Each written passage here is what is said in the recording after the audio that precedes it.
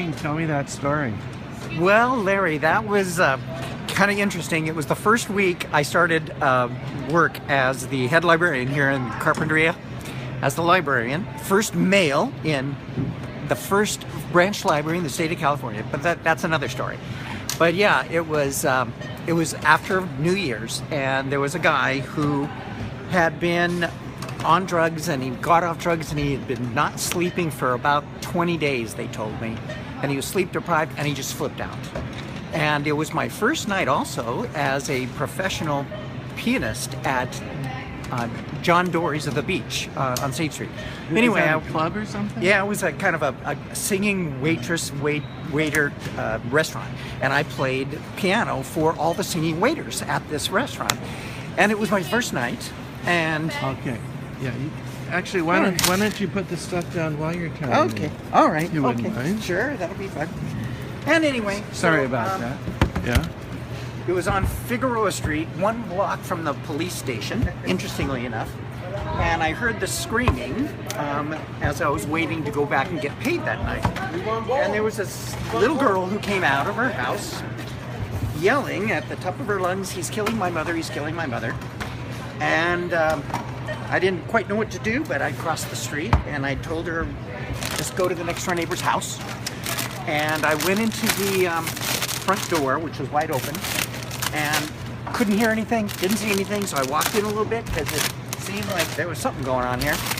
And then in the back porch, on her back, fairly nude, it happened to be, there was a guy on top of her, and it was her husband, and he had just flipped out, and he was slashing her with a big carving knife, probably about 14 inches. That must have been pretty gnarly. It was pretty gnarly.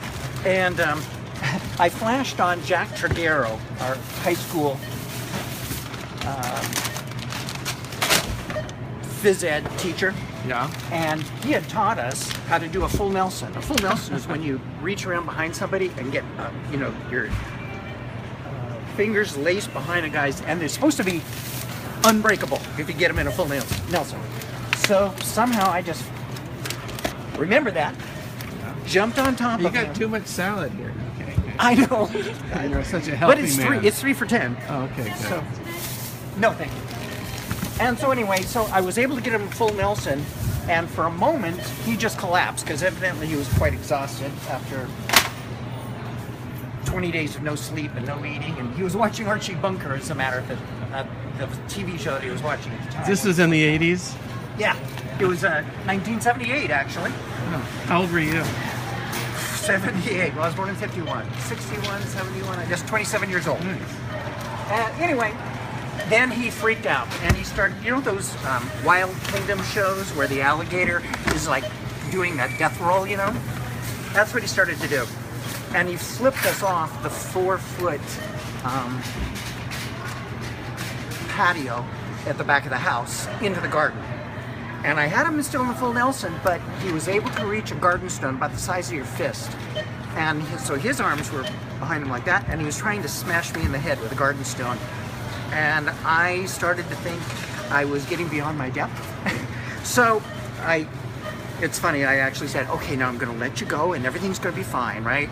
So I let him go, I jump up, and I'd held him like that for about 20 minutes, so his arms were pretty much numb. So he took a swing at me, and the knife was somewhere around there, but I didn't know where it was. So I thought, I'm getting out of there.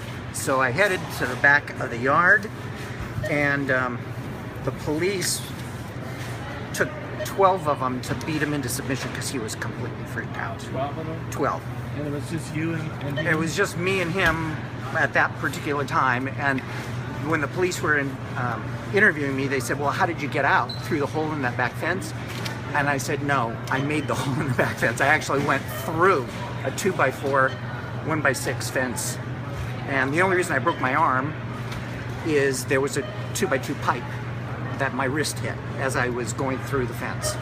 Anyway, there's lots more to tell, but that's the... Congratulations. Okay. Thank you for the story. Yeah. How's it going here today? Pretty good. How about yourself? Good, good. Okay, thanks.